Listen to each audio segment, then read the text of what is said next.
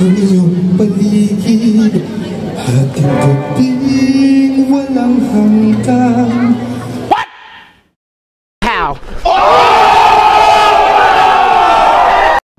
Isang pulubi mga idol na sumali po sa singing contest. Nanalo po siya, di ba bongga? So panoorin natin mga idol ang video ko tisibay Apis TV na kung gaano nga ba kahalimaw itong pulubi na sumali sa singing contest. So let's go mga idol, panoorin natin at magbigay tayo ng reaction. Yan na. Mukhang may pasabog si kuya. Oh shit! Oh shit! Pareho pa kami ng suot, oh, pula.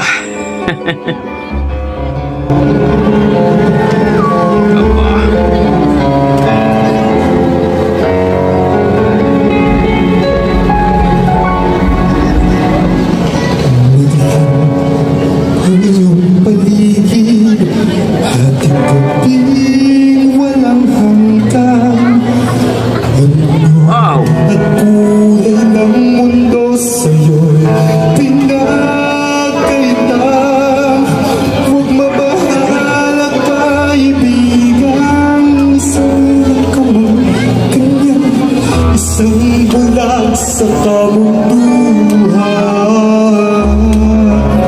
ligtas ka sa kasalanan.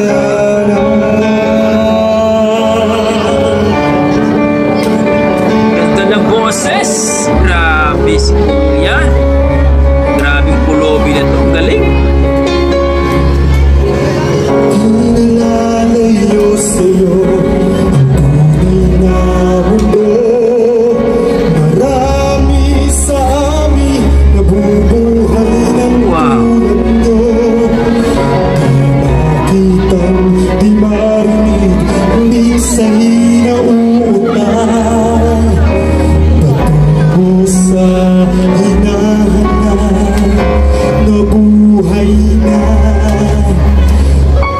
Banal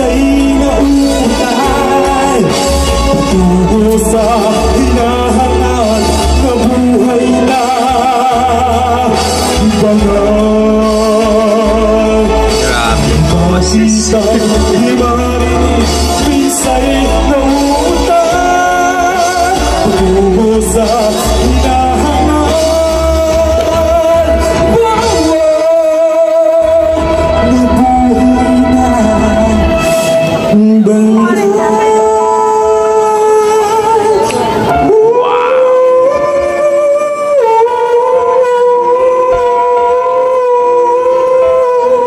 Grabe ng boses to. Parang hindi pulog ito Sa buhay, may bulag, may pipi at piling. Pero gusto kong malaman nyo, mapalad pa rin kayo.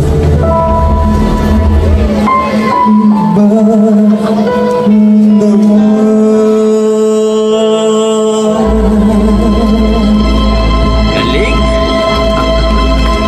Maraming salamat! Grabe mga Lodi. Pulobi sumali sa singing contest, nanalo pa siya, di ba bongga? Yan po ang ating nakita mga idol, at marami po akong nakitang mga komento dito na humahanga sila sa pulobi na ito mga idol, na kung totoong pulobi ito. Pero marami din nagsasabi na costume lang daw niya yon, at talagang singer daw talaga ito, at mahusay daw talaga ito na singer. Kumbaga gimmick lang daw, no? Style, kumbaga. So, para sa akin mga idol, napakagandang boses talaga.